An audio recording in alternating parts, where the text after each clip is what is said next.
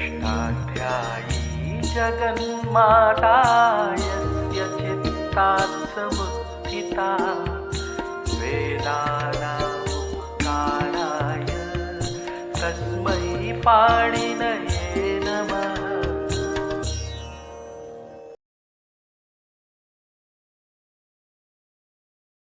तो पृष्ठ नंबर 59 पर उनकी जो कथा है उसके बारे में हम चर्चा करना चाहते हैं। उन्होंने पृष्ठ नंबर 59 पर लिखा अपने शोधक प्रबंध में, हमारे अतुल राज पोपट जी जो ब्रिटेन से हैं, क्या कह रहे हैं? ऋषिराज पोपट है, ऋषिराज पोपट। जी जी माता जी, हाँ उनका किसी ने नाम भेजा हमारे पास माता जी कि अतुल राज पोपट जी। हाँ तो नाम तो हमें नहीं मालूम माता जी, और जानकर भी कि हम क्या करेंगे। जिस महाभाष्यकार को हम लोग साक्षात्कार, जिस महाभाष्यकार को एक कलावच्छेदन सकल लक्ष्य का दर्शन हो रहा है, उसके ऊपर आक्षेप करना बहुत बड़ी बात है माता जी। और उनकी बात देखिए, उनके बारे में बता सकते हैं क्या? नंबर 59 पे उन्होंने वारिण्य प्रयोग को लेकर के बाएं तरफ और दाएं तरफ नियम के बारे में चर्चा की है। 59 नंबर पेज पर क्या किया है उन्होंने कि वारिण्य में उन्होंने कहा कि वारी की प्रातिपदिक संज्ञा हो गई, चतुर्थी एक वचन में न्ये आ गया, न्ये में ए हो गया, तो वारी ए। तो वारी ए इस अवस्था में जो है अब हमारे दो कार्य प्राप्त होते हैं। क्योंकि वारी की हमारी शेषो घसक से घी संज्ञा भी होती है, इसलिए घेरंगित से गुण भी प्राप्त है। और बारी ए इस अवस्था में इकोच विभक्तों से नुम भी प्राप्त है। तो नुम हो अथवा जो है घेरंगित से गुण हो, तो उनका कहना है कि वारी ए इस अवस्था में घेरंगित से गुण प्राप्त है, इको जो कि बाएं तरफ है, वो क्या कहते हैं लेफ्ट साइड का कार्य है, मतलब बाईं तरफ का कार्य है घेरंगित से गुण। और दाहिनी तरफ इकोची विभक्तौ जो है, तो उन्होंने इकोची विभक्तौ जो है कहा, उन्होंने आपत्ति उठाया है कि इकोची विभक्तौ जो है यहाँ पर होता क्या है, इकोच विभक्तौ से नुम होगा, लेकिन क्योंकि वो जो है विभक्ति को मान करके कार्य चल रहा है, तो यहाँ पर इकोच विभक्तौ से उन्होंने कह दिया कि नुम होगा। अब उन्होंने संख्या बताया कि घेरंगित से जो गुण है वो 7 3 111 है, और इकोच विभक्तौ जो नुम कर रहा है वो 7 1 73 है, और इगंत तो 7 1 73 ये हमारा जो है पहले का है, और घेरंगित जो है वो 7 3 111 है जो कि बाद का है। तो यदि विप्रत सीधे परम कार्य आप लेंगे, पर से पर कार्य, तो पर कार्य यदि आप लेंगे तो यहाँ पर कार्य को कौन होगा, घेरंगित से गुण। कहे घेरंगित से आप गुण कर देंगे तो वारिण्य प्रयोग नहीं बनेगा, ये उनका कहना है कि वारिण्य प्रयोग बनाना है तो आपको बाईं तरफ और दाईं तरफ से ही चलना पड़ेगा। दाईं तरफ से हमारा जो कार्य है वो हमारा आजादी विभक्ति को मान करके जो कार्य है वो दाहिनी तरफ का कार्य है, विभक्ति को मान करके, इसलिए आप दाईं तरफ का कार्य ही करिए, ये उनका कहना है जो है। इसलिए दाईं तरफ का जब कार्य हम करेंगे तभी हमारा वारिण्य इस रूप की सिद्धि होगी। अब इस पर मेरा क्या कहना है, इस पर हमारे परंपरा में क्या है, एक बार देख लीजिए ध्यान से आप लोग जो है। तो हम मेरा कहना है उनका वे जो हमारे ऋषिराज माता जी ने बताया, ऋषिराज पोपट जी है जो है जो, तो वो उनका जो कथन है वो यहाँ पर ठीक नहीं है। ठीक क्यों नहीं है, एक बार आप लोग ध्यान दीजिए। वो कहते हैं कि बाईं तरफ का कार्य क्या है, बाईं तरफ का कार्य है घेरंगित से गुण, और दाईं तरफ का कार्य क्या है, दाईं तरफ का कार्य ही कुछ व्यक्त हो। क्या भैया दाईं तरफ का कार्य कैसे कुछ व्यक्त हो गया? अरे इकोच व्यक्तों का अर्थ तो होता है इगंत अंग को नुम होता है, आजादी विभक्ति पर में होने पर इकोच व्यक्तों का नपुंसक लिंग में विद्यमान जो इगंत शब्द, इगंत को नुम होता है। तो ऋषिराज जी, नुम किसको होता है, इगंत को नुम होता है। और आप कहते हो कि जो है दाईं तरफ का कार्य है, अरे दाईं तरफ का कार्य कैसे हो गया? ये नुम जो है वो तो किसको होता है, नुम तो वारी को ही हो रहा है, और वारी जो हमारा है वो क्या है, वो बाई तरफ का कार्य है, और आप राइट साइड करके अर्थात दाहिनी तरफ का कार्य है इकोच विभक्तों से नुम जो है, ऐसा करके आपने इकोच विभक्तों से नुम किया है। और हमारे परंपरा पर आपने आघात किया कि इकोच विभक्तों है 7 1 73 और घेरंगित है 7 3 111। तो 7 3 केवल आपने पूर्वा परिभाव देखा कि 7 3 111 घेरंगित। अरे कौन सा कार्य है उसको भी तो थोड़ा ध्यान दीजिए कि दाहिनी तरफ का कार्य है कि बाईं तरफ का कार्य है। तो आपने जो दाईं तरफ का कार्य कहा उसी पर हमें उस पर ही आपत्ति है कि दाईं तरफ का तो कार्य है ही नहीं कुछ व्यक्त हो। और यदि दाईं तरफ का कार्य, दाईं तरफ का यदि कार्य आप मान रहे हैं कि इकोच व्यक्त हो चूंकि आजादी व्यक्ति को मान करके कर रहा है, तो घेरगित भी तो नित सुख को मान करके गुण कर रहा है, तो वो भी तो दाईं तरफ का कार्य हुआ। घेरंगित में तो नित सुप का घेरंगित का अर्थ है कि घी संगक से गुण, घी संगक को गुण होता है नित सुप पर में होने पर। तो नित सुप जो है वो भी तो राइट दाहिनी तरफ का कार्य है।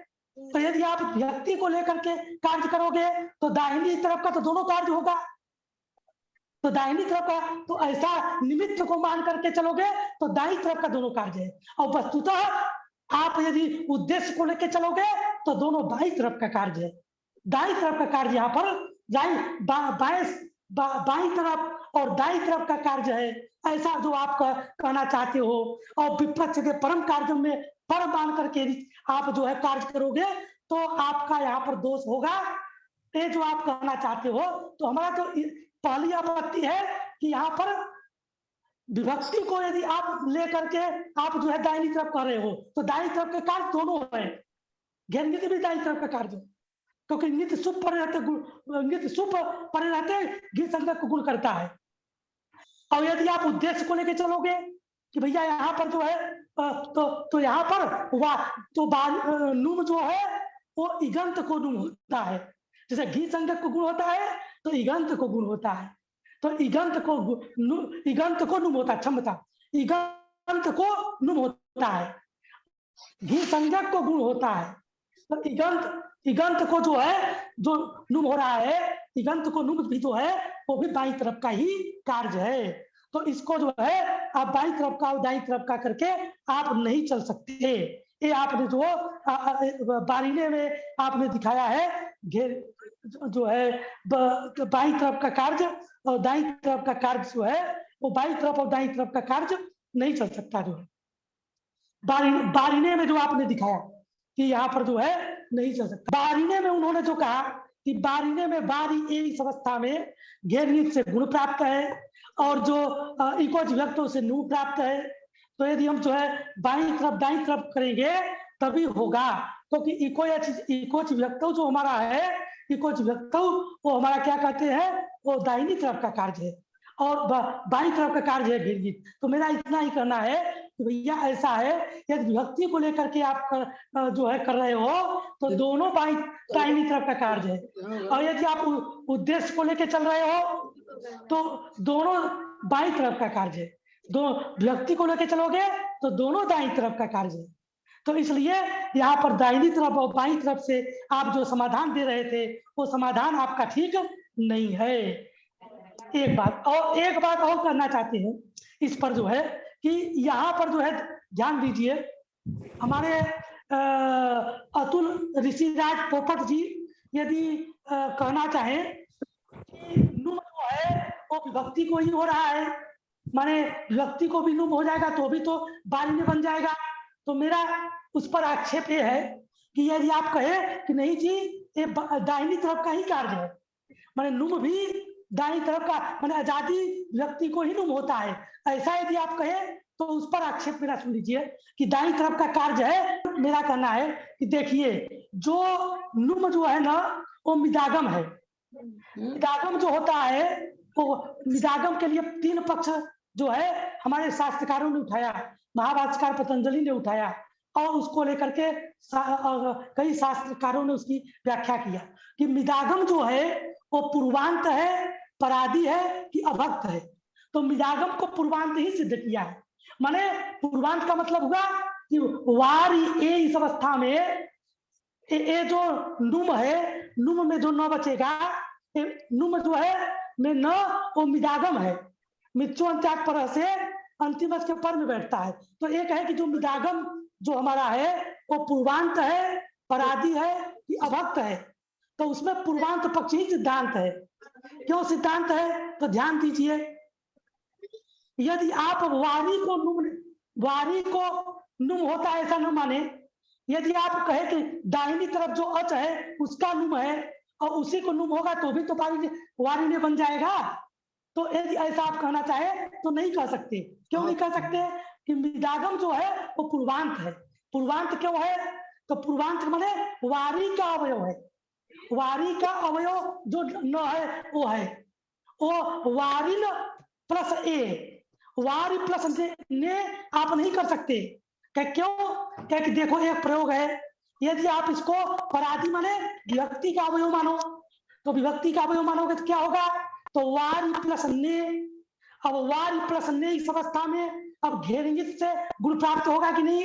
घेरंगित से गुण प्राप्त होगा, क्योंकि ने हमारा जो है वारी ने में जदागमन न्याय न जदागमा तद्गुणी भूता तद ग्रहण क्रियंते, इस न्याय से ने हमारा जो है वो नित सुप होगा। वो वारी हमारा क्या है? वो हमारा घी संज्ञक है तो उसको गुण हो जाएगा। तो वारी ने नहीं बना सकते आप पराधी करके, तो यहाँ पर गुण होने लगेगा। यदि वारी प्लस ने करे कि भैया ये दाहिनी तरफ का कार्य है तो वारी प्लस ने में तो वारे रे ऐसा बनने लगेगा, अनिष्ट प्रयोग बनने लगेगा। इसलिए आप पराधी नहीं मान सकते। एक बात तो उन्होंने कहा कि वारी हम जो है पराधी कर ले, हालांकि कहा नहीं उन्होंने, लेकिन मैं उन पर कह रहे हैं तो उन्होंने दाहिनी तरफ का कार्य कहा, उससे मैं कह रहा हूं कि इसका मतलब वो आजादी व्यक्ति को मान रहे हैं, तो दाहिनी तरफ का कार्य मान रहे हैं। तो दाहिनी तो वारी ने यदि आप करोगे तो घेरनित से गुण होने लगेगा, तो वारी ने प्रयोग नहीं बन पाएगा। एक बात। दूसरी बात, एक चीज और ध्यान दीजिए, ज्ञानान प्रयोग है। ज्ञानान में होता क्या है? ज्ञान जस को सी हो गया, ज्ञान ई। अब ज्ञान ई इस अवस्था में नपुंसक झलचा से नुम होता है, नपुंसक झलचा से नुम होगा। और नुम जो है वो जो है किसको माने? तो उनके अनुसार यदि हम जो है विभक्ति का अवयव मान ले, सी का अवयव मान ले, जसो से सी हो गया, तो सी का अवयव मानेंगे तो ज्ञान नी, क्या स्थिति हो जाएगी? ज्ञान नी। और ज्ञान नी इस अवस्था में अब क्या होगा? बनता ज्ञानान में। तो ज्ञानान बनता कैसे है? तो ज्ञानान बनता है ज्ञान की प्राकृतिक संज्ञा, और जस व्यक्ति जसो से सी हो गया। यहाँ पर जो है तो क्या होगा स्थिति? ज्ञान ई हो गया। ज्ञान ई इस अवस्था में जो है नपुंसक झलचा से नुम हो जाता है। तो नुम किसको करेंगे? तो कह दिया कि यहाँ पर नुम होता क्या है? सिद्धांत बता रहा हूँ। सिद्धांत क्या है? नुम होता है पूर्वांत, तो ज्ञानन हो जाता है, ज्ञान का अवयव होता है। तो ज्ञान का अवयव हुआ तो ज्ञानन ई। अब ज्ञानन ई इस अवस्था में सर्वनाम स्थानीय चार संबोधों से दीर्घ होता है, तो दीर्घ होकर के ज्ञानान ई मिला देते हैं तो ज्ञानानी बनता है। तो ज्ञानानी बनेगा कैसे? तो ज्ञानानी हमारा जो बनेगा, हमारा ज्ञानानी जो है वो कब बनेगा? कुंडानी बनानी बनेगा कैसे? जब पूर्वांत मानेंगे। पूर्वांत मानेंगे तो जो है हमारा क्या होगा? पूर्वांत मानने पर ही हमारा जो है ज्ञानानी बनानी रूप की सिद्धि होगी, क्योंकि हमारा ज्ञानन का सर्वनाम स्थानीय चार संबुद्धौ दीर्घ तभी करेगा, दीर्घ करेगा जब जो है ज्ञानन का अवयव होगा। आपका तो व्यक्ति का अवयव होगा, तो व्यक्ति का अवयव हो जाए, जैसे वारी प्लस आपने क्या किया? ने नुम जो है आप उसका अवयव माना, तो वारी तो घेरगित से गुण हो रहा है। वैसे यहाँ पर जो है एक तो दीर्घ नहीं हो पाएगा, तो ज्ञानानि बनानी रूप की सिद्धि नहीं हो पाएगी, इसलिए ज्ञानानि बनानी हमारा जो है वो असिद्ध होने लगेगा।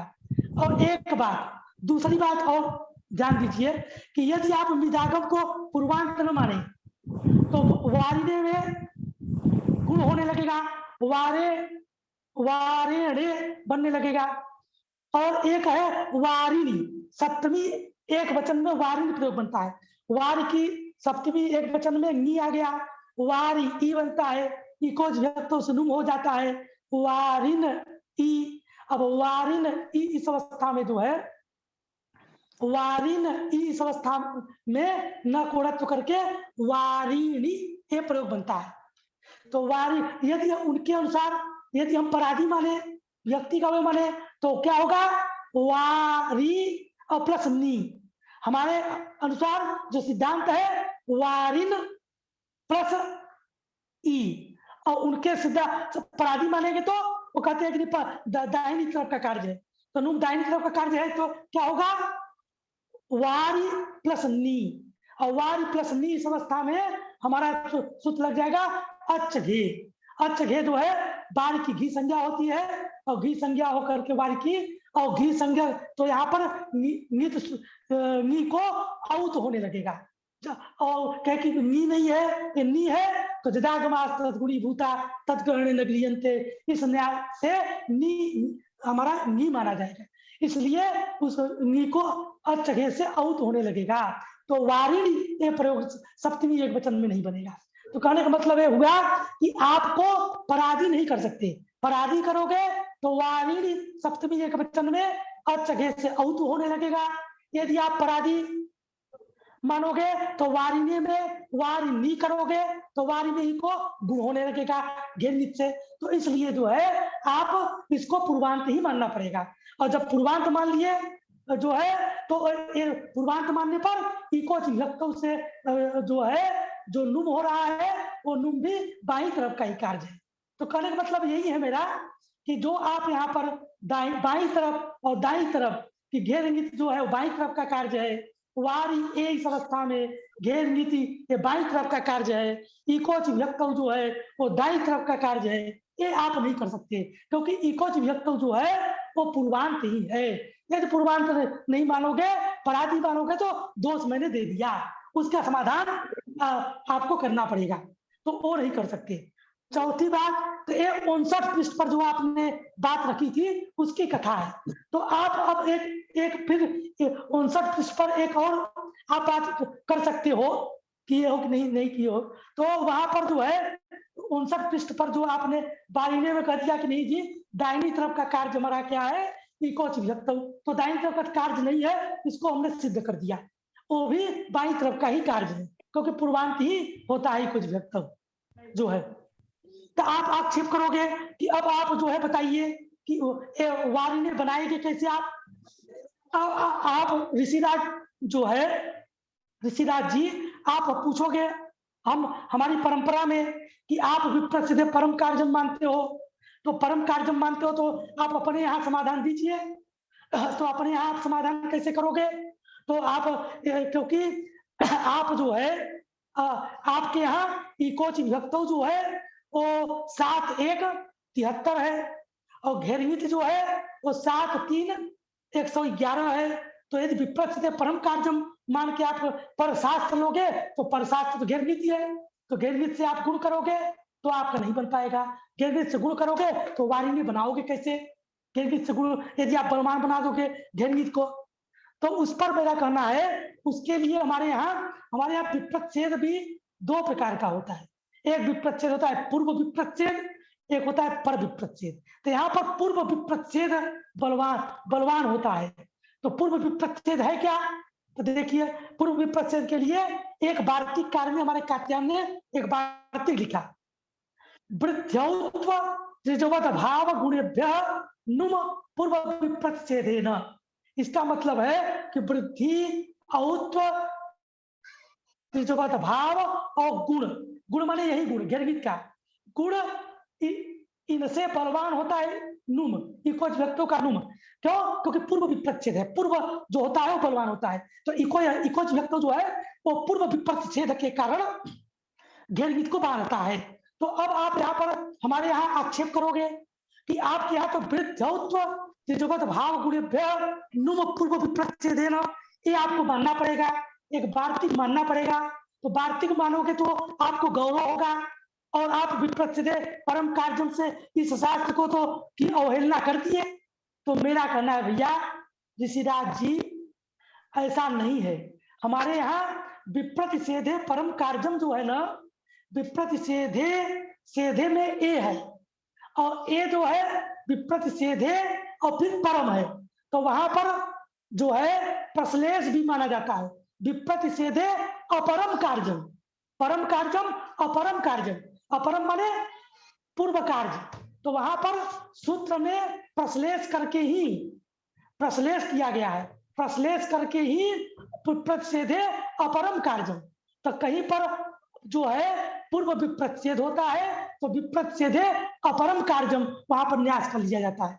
और जहां पर हमको पर कार्य प्रायः हमारा जो है पर का अर्थ है पर शास्त्र, विप्रतिषेधे परम कार्यम, जहां पर हमको लक्ष्य के अनुरोध से पूर्व वाला कार्य करना होता है वो हमको जो है अपरम कार्य मानते हैं। तो सूत्र भगवान पाणिनि को तो आप मान ही रहे हो, तो वहां पर पाणिनि में जो है विप्रतिषेधे और एवं पदांतादत से हमारा पूर्व रूप हो जाएगा, जैसे हरे व विष्णु होता है उसी प्रकार से विप्रतिषेधे अपरम कार्य मान करके का प्रश्लेष करके पूर्व विप्रतिषेध भी हमारे शास्त्रकारों ने उसकी कल्पना की है।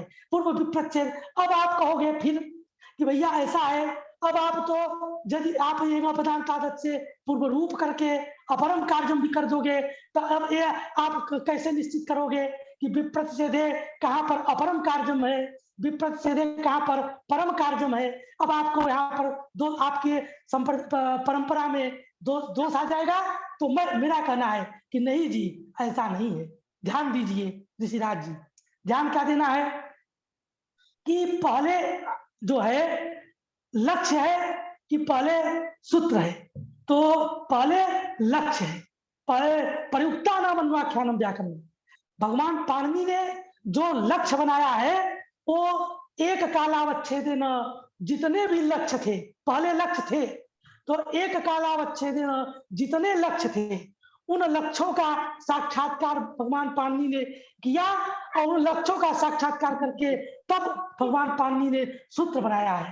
तो लक्ष्य पहले है और फिर जो है क्या कहते हैं लक्ष्य के अनुरोध पर भगवान पाणिनि ने जो है वो संकल्प ले लेकर के एक प्रत्येक सूत्रों को बनाया है। तो प्रत्येक सूत्रों का निर्माण उन्होंने संकल्प लेके बनाया है। लेकिन यहाँ पर इतना ही कहना है मेरा कि पहले लक्ष्य है, तो लक्ष्य जो है वो हमारा प्रमाण है, लक्ष्य अनुरोधा। इसलिए हमारी परंपरा में लक्ष्य ही प्रमाण, लक्ष्य प्रमाण होता है कि लक्ष्य के अनुरोध से। तो लक्ष्य जो है तो, लेकिन लक्ष्य के अनुरोध से देखिए आप पतंजलि जी के ऊपर आक्षेप करते हैं ना, तो भगवान पतंजलि ने शेषावतार थे, उनके सारे लक्ष्यों का एक कालावच्छेदेन दर्शन होता था। इसीलिए उन्होंने जितने भी पूर्व प्रतिषेध के लक्ष्य थे उनका उन्होंने संग्रह कर दिया कि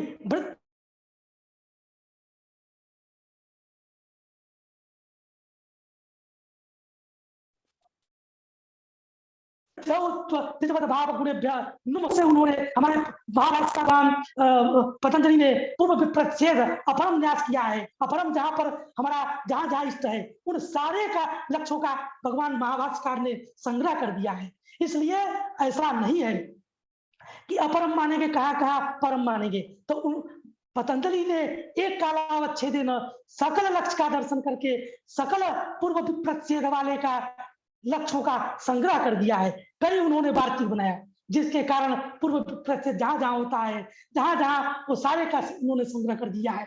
बाकी परम से पर शास्त्र ही लिया जाएगा, ये हमारे पतंजलि का कथन है। इसलिए पूर्व प्रतिषेध जो है ये सब संग्रह कर दिया गया और सूत्र से ही गतार्थ है। हमको नए कोई वृत्त्यौ तो त्रिजवत भाव तो संकलन मात्र है। अपरम कार्यम न्यास से ही कार्य चल जाता है, सूत्र से ही गतार्थ हो जाता है। इसलिए आप कहो कि नया कुछ आपको बनाना पड़ेगा, गौरव होगा, ऐसा कुछ गौरव हमारे यहाँ नहीं होता है। हमारे यहाँ गौरव नहीं है, हमारे यहाँ विप्रतिषेधे परम कार्यम में ही अ का न्यास करके काम चल जाता है। लक्ष्य के अनुरोध से कहीं परम अपरम कार्यम मान लेते हैं, उसी से ही हमारा जो है। तो यहाँ पर इकोच व्यक्तों में और घेरनीत में बारीने में जहाँ इकोच व्यक्त है और घेरनीति है तो यहाँ पर पूर्व विप्रतिषेध मानते हैं। विप्रतिषेधे परम कार्यम में विप्रतिषेधे अपरम कार्यम, अपरम माने पूर्व विप्रच्छेद है, तो पूर्व विप्रच्छेद है तो पूर्व की बलवत्ता हमारे जो है शास्त्रकारों ने की है। इसलिए इको या ची, इको ची विभक्तों से जो नुम है वो नुम हमारा जो है वो बलवान हो जाता है। इसलिए यहाँ पर इको विभक्तों से हमारे परंपरा में जो है वो समाधान दिया जाता है। इसको भी आप कृपया जो है इसको दृष्टि में रखिए, और जरूरत पड़े तो आपको भी ये सब बातें अपने शोध प्रबंध में डालनी चाहिए हमारी दृष्टि से, कि ये सब बातें को आप शोध में डालिए कि भगवान भाष्यकार ने क्या कहा है। एक कालावच्छेदेन हम लोग एक लक्ष्य का दर्शन नहीं कर सकते। हाँ, तो अब जो है ये 59 नंबर जो पृष्ठ पर उन्होंने बात की वारी ने, उस पर जो है मेरा कहना था। अब उन्होंने 83-84 पृष्ठ नंबर उनका जो शोधक प्रबंध है, उस शोधक प्रबंध के पृष्ठ नंबर 83 और 84 पर उन्होंने एक प्रयोग दिया है और बहुत बड़ा आक्षेप किया है। बहुत बड़ा आक्षेप क्या किया है कि त्रयाणाम जो है उस प्रयोग की सिद्धि के लिए प्राचीन जो समाधान था, अर्थात जो है अभी तक इसका प्राचीन जो महाभाष्यकार से लेकर के कात्यायन से लेकर के आज तक किसी ने समाधान इसका किया ही नहीं।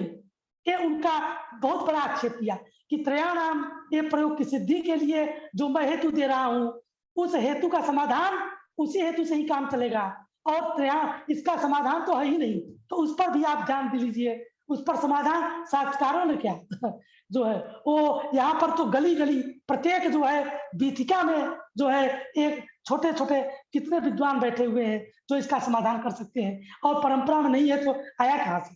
तो ध्यान दीजिए, तो पृष्ठ नंबर 83-84 पर उन्होंने एक बहुत बड़ी बात लिखी कि भैया त्रयाण क्या ऋषिराज जी कहते हैं कि त्रयाणाम, इस पृष्ठ नंबर 83-84 की बात कर रहा हूं। पृष्ठ नंबर 83-84 पर उन्होंने कहा 3 + आम, इस स्थिति में 2 सूत्र प्राप्त होता है। त्रय से त्रयादेश प्राप्त है, हरस्व नद्यापो नुट से नुडागम प्राप्त है। तो त्रयादेश करें अथवा नुडागम करें। तो उन्होंने कहा कि देखिए त्रय जो सूत्र है वो 7वें अध्याय के पहले पाठ का 53 नंबर सूत्र है त्रय।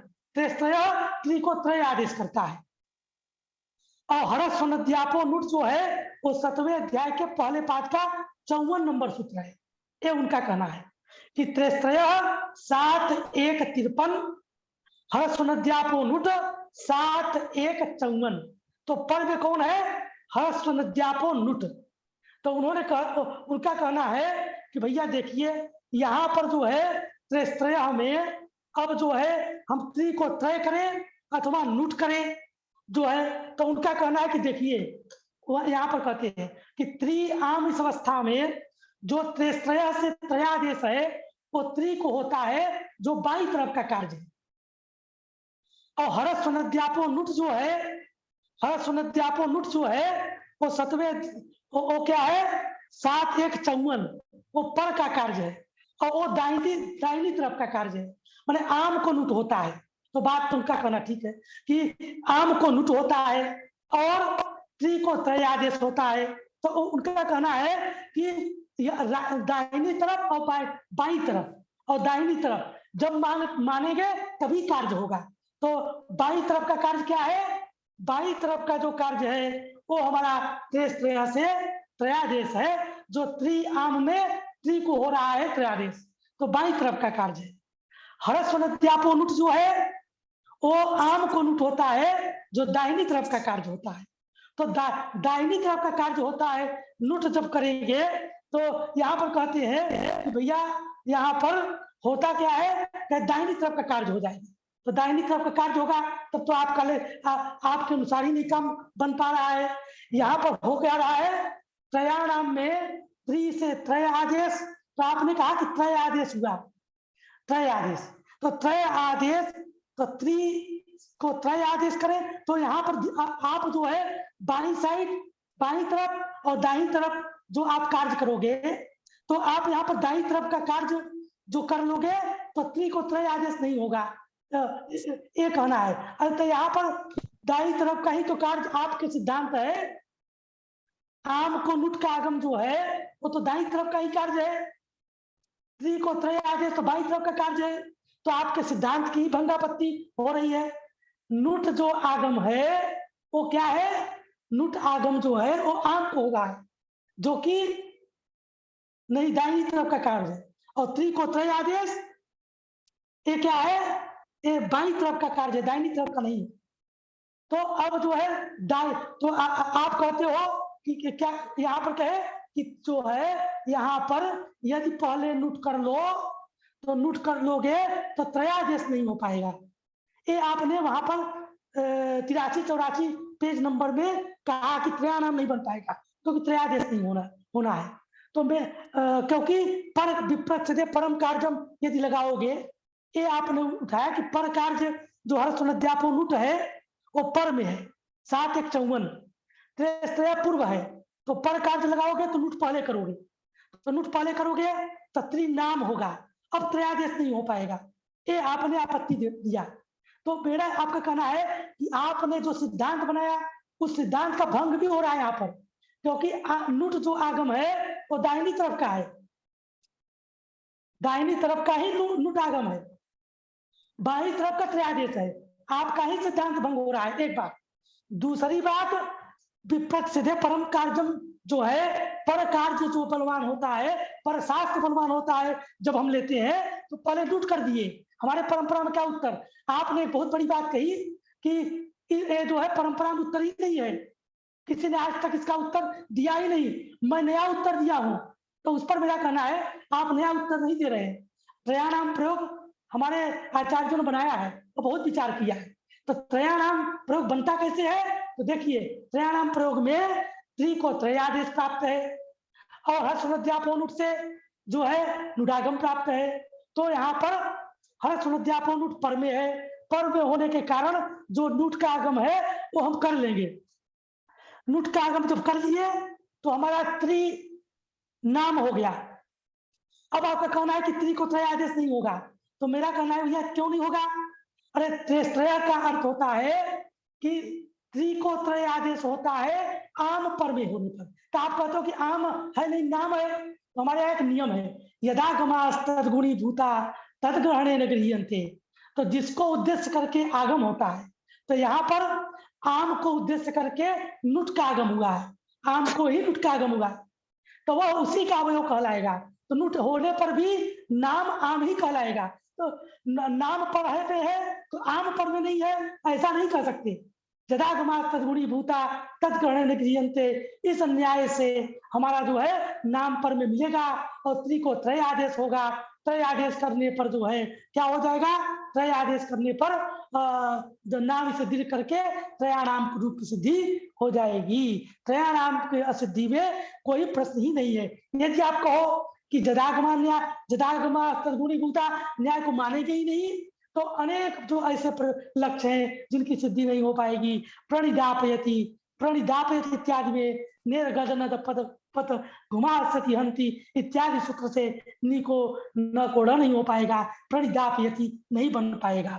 तो ये आपके जो आपने आपत्ति दी थी उस पर हमारे परंपरा में क्या उत्तर था उसके बारे में हमने चर्चा कर दिया कि 83-84 पृष्ठ पर जो आपने कहा त्रयाणाम प्रयोग की सिद्धि के लिए इसके पहले अभी तक किसी आचार्य ने उत्तर नहीं दिया है और उसमें उत्तर है भी नहीं, तो ये नहीं कह सकते आप उत्तर है। तो हमने अभी सिद्धि कर दिया, त्रयाणाम की सिद्धि हमने कर दिया है। अब जहां आप जो है 159 नंबर, ये 52 नंबर पृष्ठ की कथा थी जो आपने 52 नंबर पर हरिना और बाइना के बारे में लिखा है, उसके बारे में हमारा मेरा कथन है।